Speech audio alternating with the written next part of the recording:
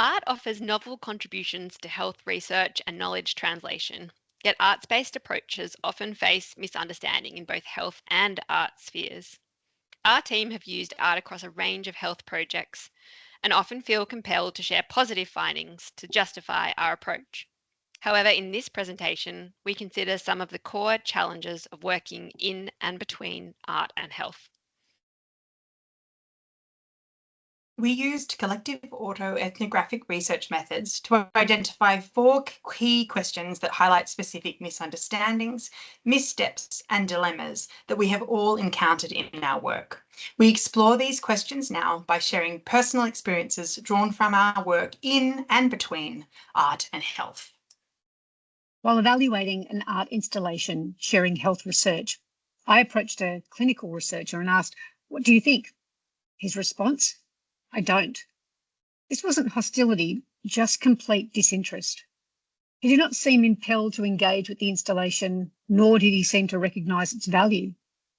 He indicated that his type of research was scientific and focused, perhaps suggesting the installation was unscientific and unfocused.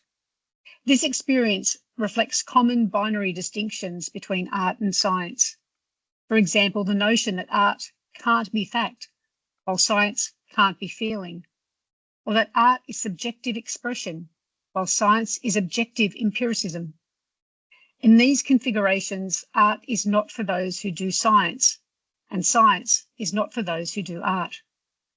We know from our experience and the literature that art and science complement and extend one another. However, the division between the two in the Western Academy can feel unassailable. These questions of access and value became painfully clear in my own experience with institutional gatekeeping. When trying to exhibit health-related artifacts and artworks, I became faced with repeated barriers when trying to show arts research based in traditional galleries.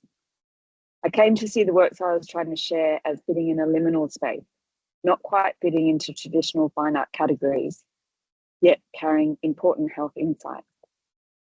Perhaps a series of collaborative artworks representing research knowledge did not match the gatekeepers' expectations about artists and their products.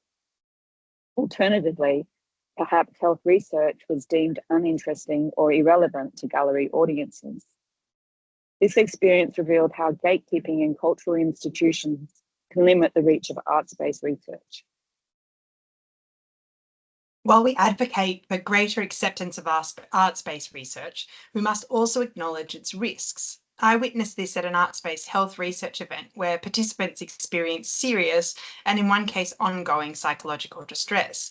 The organisers defended their approach by claiming art's inherent right to be transgressive, positioning it above research ethics.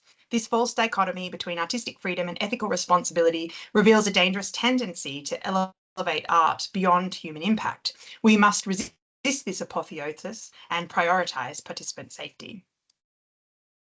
These ethical considerations extend to how we shape and present narratives. In a digital storytelling project with young people affected by psychosis, I noticed all stories followed the same happy ending arc. While seemingly positive, this uniformity raised concerns about authenticity. We were unconsciously suppressing chaos narratives in favor of neat resolution. As facilitators, our choices in guiding creative expression aren't neutral. They shape both process and product, potentially silencing important voices and experiences.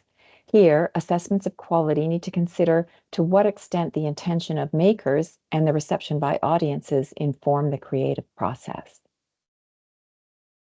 The intersections between art and health create a complex space without a simple set of pointers or a neat toolbox. These complexities require a suite of capabilities that engage nuanced responses to context, are collaborative, and hold paradoxical tensions. We can seek to interrogate and balance these tensions, but ultimately, we can't assume perfection.